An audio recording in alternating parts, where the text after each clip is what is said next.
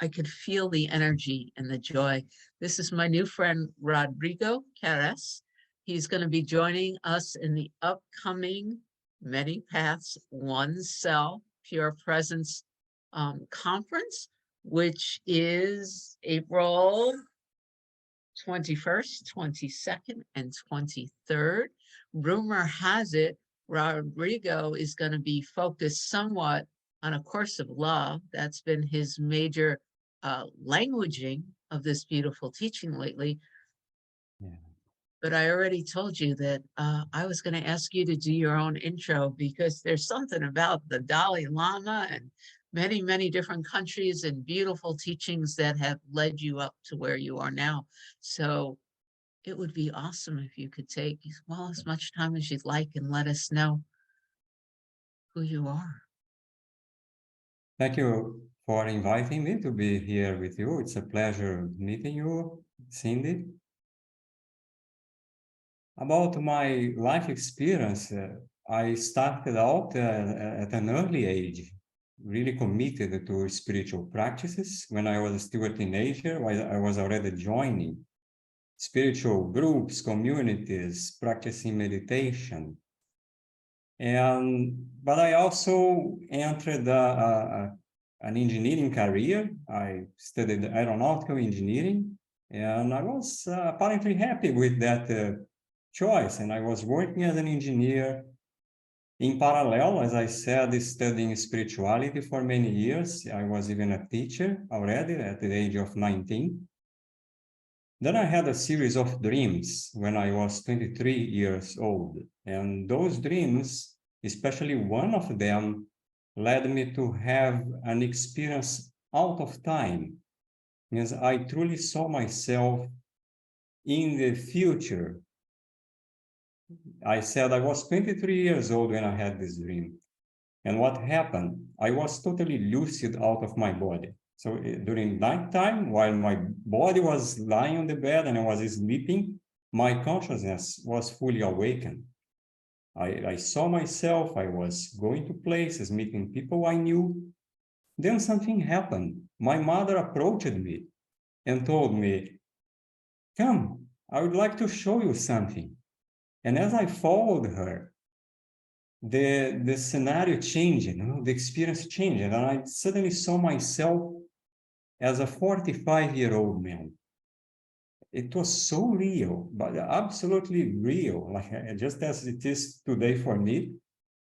I woke up in the morning at the age of 45 in that out-of-body experience, and I saw myself living my life. It was an ordinary weekday. I left home, I entered a car, I started driving, and I knew all about myself in that life.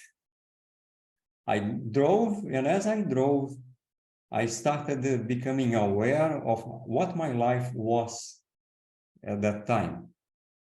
And it was not good. I knew I had several relationship issues. My marriage was broken, and I was feeling miserable. Though my career had taken off, I was very successful, apparently.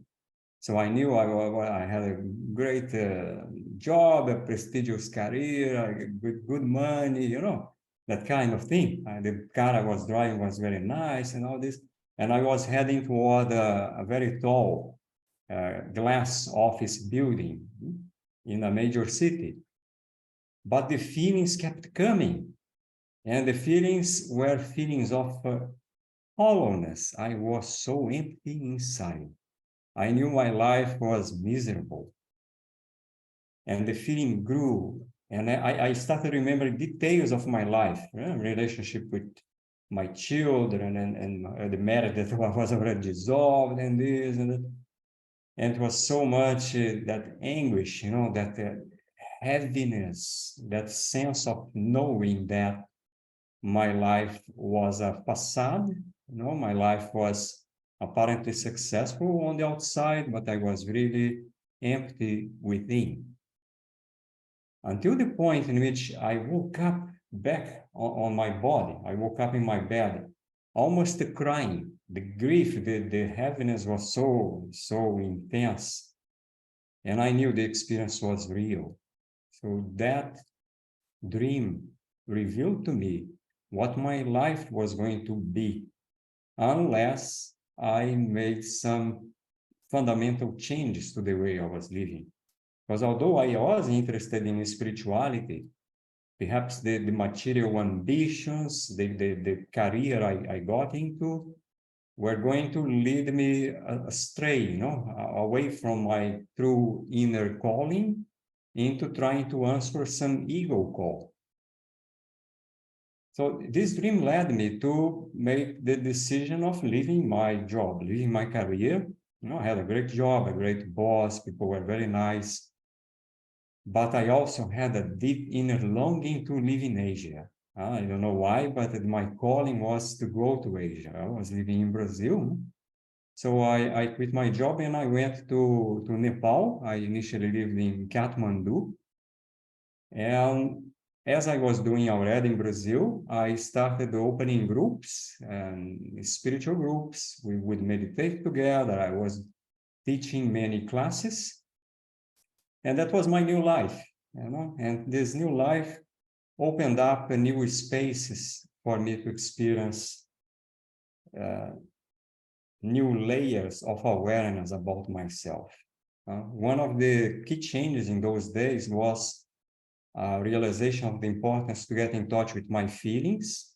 I was too much in my head, too much mental, had a very good intellectual understanding of spiritual texts. I was studying Sanskrit, I was studying cultural anthropology and all this. But there was a calling to get into my heart, to join mind and heart. And that's why later on, A Course of Love took such an important role for me as a source of wisdom, because one of the main emphasis in A Course of Love is reuniting mind and heart, getting really in touch with our feelings. We are good at mindfulness. We pay attention to our thoughts, but perhaps not so much to our feelings. And it is there, in the realm of feelings, that lie the greatest opportunities for us to access a type of wisdom that is not learned. It's not learned wisdom. It is a innate knowledge, inherent in our true self. What the ancient Greeks called gnosis.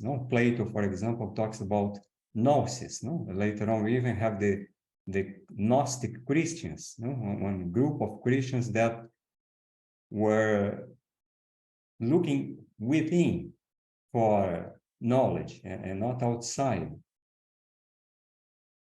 That's the time I was, as I said, living in Nepal, later in India, that I met the Dalai Lama. And in the Dalai Lama, I truly experienced someone who was a perfect joining of mind and heart, living in a state of wholeheartedness.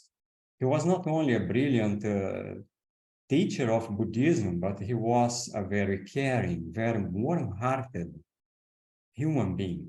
This element of loving kindness, compassion that he brought into Buddhism was exactly what was missing in my spiritual journey on those days. And the hundreds of hours I had the opportunity to be with him, sometimes in small groups, sometimes in large audiences, made a lot of difference, because perhaps what I greatest benefited from being with the Dalai Lama was not so much in the realm of teachings, of more intellectual knowledge to learn from, but rather in his way of being. So his way of being revealed to me the importance of expressing both mind and heart, joining mind and heart. And that's the only way we can truly understand the core idea of this conference, many paths, one self. Because the many paths confuse the mind. And I did study many of them. I visited mosques, I've been to temples of the Sikhs, of the Sikhism, Sikh religion. I had many hours of conversations with Hindu priests, Brahmins, and yogis from different traditions, different lines of Buddhism. Taoists, and many others. And if you go into the theories, into the theology, or how they formulate their ideas, you start with doubts, questions, and controversies, and you say, no, but it can be right, but how come that it said like this? Because in that other part, I learned that. When we feel into the transmissions, rather than just staying with the thinking about them, then everything changes. At the feeling level, we can connect with people. We can sit and listen to what they are trying to convey and see, as I said, beyond the words. So I had once an experience in Malaysia, in Kuala Lumpur, visiting a Hindu temple. And while the Hindu priest was there describing stories from the Ramayana, beautifully carved in that temple, it was beautiful. And the stories, I heard the stories before. I read the Ramayana, at least one part of it, and other scriptures. But while he was talking, I connected with him in the spirit level, or at the feeling level, where the words matter less than the beings, the who is speaking. It becomes more important than what is being spoken. And the connection is so profound, you truly feel that I absolutely get what this priest is saying. Although my mind may question on the formulation, as I said, or compare it with other teachings that I had studied previously, but there is an unequivocal understanding, at the level of feeling. The closest I've had with this is listening to music. Sometimes we listen to music in languages that we don't understand. I like, for example, certain types of Chinese songs, or even some in Sanskrit, which I know a bit, but not so much. And when we listen to music, somehow the thinking mind is bypassed, and we feel a great transformational power in listening to them, although we don't understand what actually they are saying. We don't, sometimes we don't understand anything, yet they have a profound impact on us. We feel uplifted, we feel encouraged, or we feel inspired in different ways, or we feel a sense of calm and serenity. So sounds, the music has a power to convey this element of knowledge that transcends the thinking mind. And for me, that was truly an experience of knowing that there are many paths, and there are as many paths as we would like to invent. And however, we share one single self, one single underlying and unifying experience of being. Practical example of this. When I get back from India to Brazil, and I met again my family, my parents, and in particular my mother, was she was not much into spiritual philosophy. She was a Catholic, a devout Catholic mom, a housewife, and I wouldn't be able to discuss non-dual awareness or enlightenment or samsara or anything like this with her. However, I discovered then that she had a beauty of being, a certain kind of loving heart that I experienced with the Dalai Lama. So it was amazing for me to meet my mother, whom I wouldn't consider at that time to be a spiritual, enlightened person, to be an awakening person. And however, after those experiences in Asia, my relationship with her and many others in my family changed. And I truly had the same feeling I had with the Dalai Lama, had with my physical mother. So I was truly inspired by her way of being, by her lightheartedness, a way of being so light and loving and kind that it's a sort of non-judgmental way of relating with others, that for me was deeply inspiring. And I consider her now one of the greatest spiritual teachers, that didn't teach me anything in terms of philosophy, but in her way of being, she taught me a lot. And I started then appreciating everyone, even the children, can be like workers or cashier or whoever you meet. If we give space to them simply to be who they are, without us demanding them to formulate who they are in terms of beautiful words or articulate spiritual teachings, but you feel the presence, the beingness in them, you start then realizing that this idea of oneself is not just a lofty idea, but it has very practical implications to the way we have relationship in our everyday life.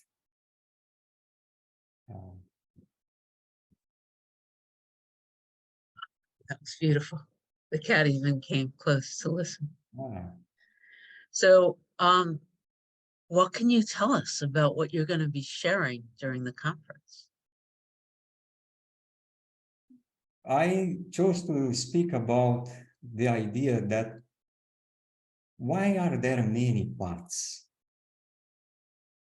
Why will there be even more if we want to come up with other ways or other paths? It is simply because deep down, there is no path.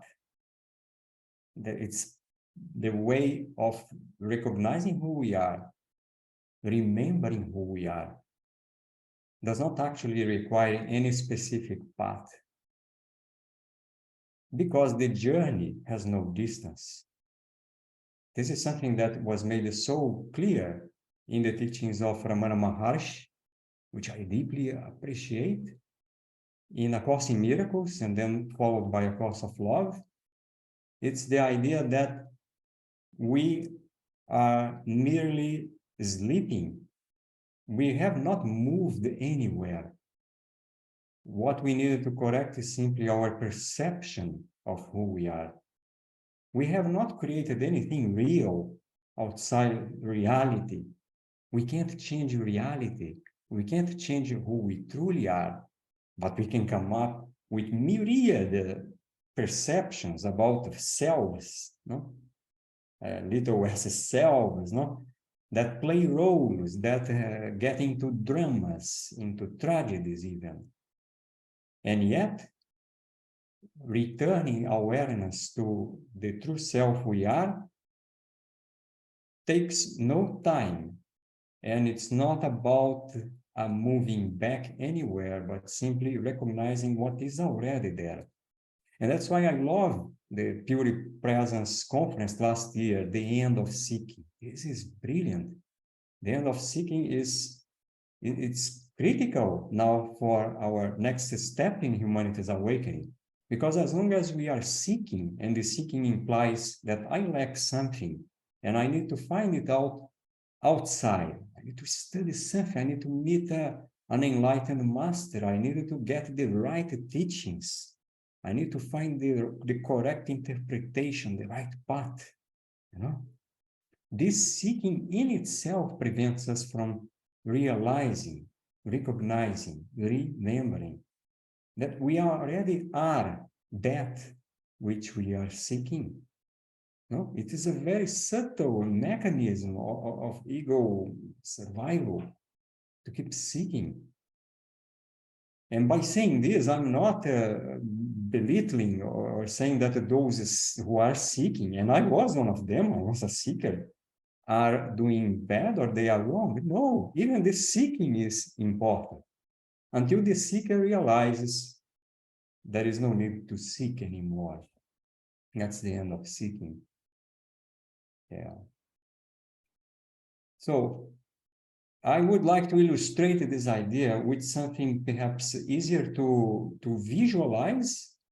I like a lot the metaphor in that classical movie, The Wizard of Oz.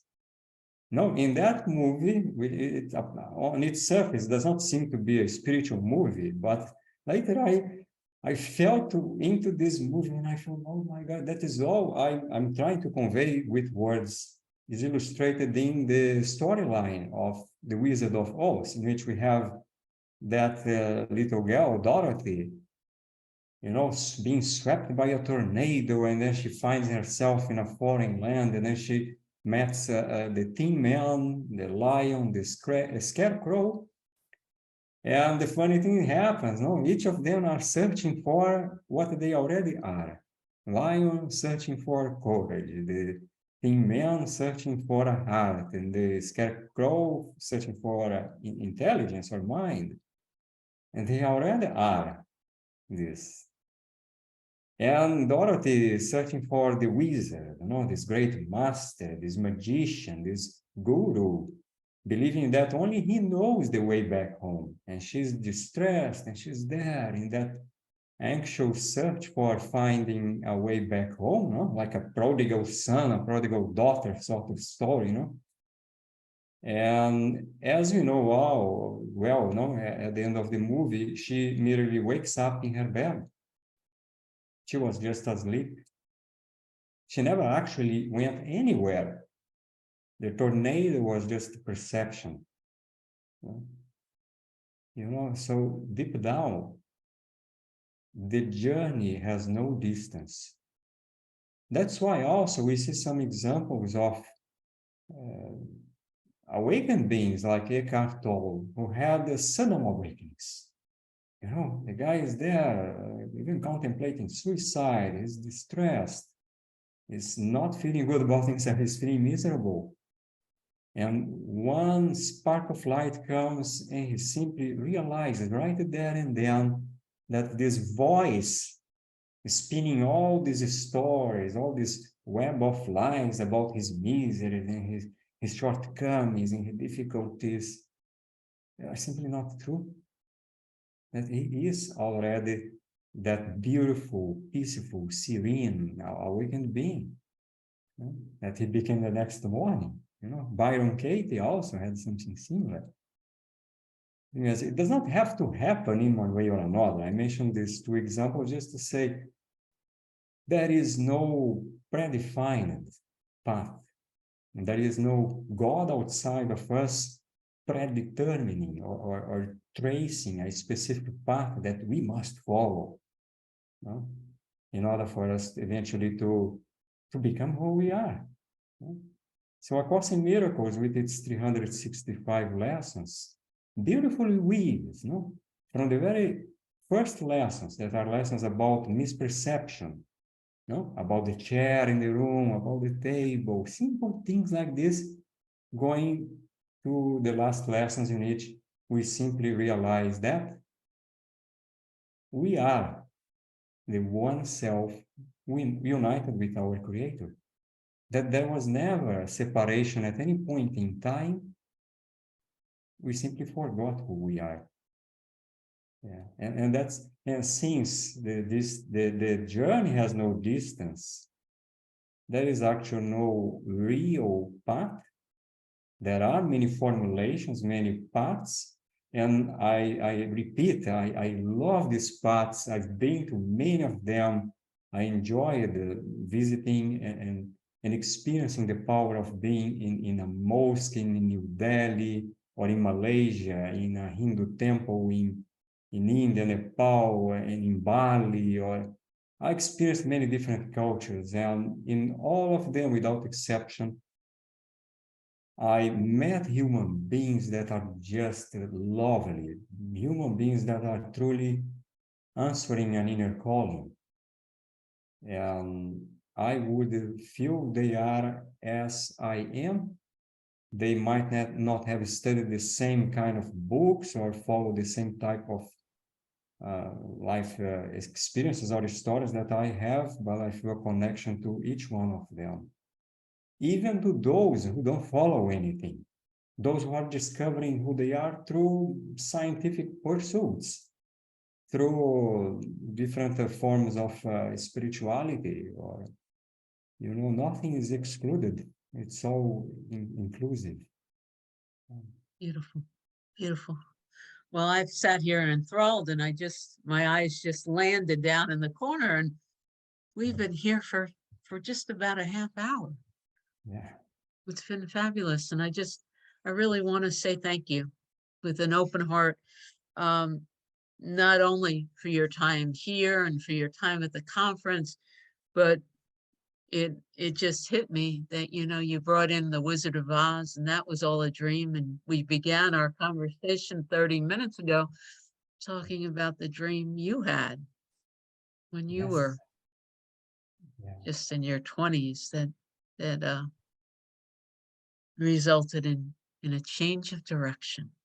So thank you so very much. I did post a link. Would love for you, anyone here, if you're listening to us, there's something in that conference that will light you up. I don't even have to pretend that maybe there's something. No, if you're here, if you spent this time with us, then there is something in that conference, in Many Paths Oneself, that is taking place beginning April 21st, that is for you, and you can register and attend live for free, or there are a couple other options as well. But thank you very, very, very much, Rodrigo. This has been such a beautiful experience, and I feel very blessed. The feeling is mutual. I feel blessed being with you during this time. I'm very grateful for the Teachers of God Foundation and the Pure Presence Conferences to put together this conference. This is so important. This is relevant. This has the power of changing humanity's consciousness. We are truly co-creating a new world. Yeah. Bye, everyone. See you soon. See you in the conference.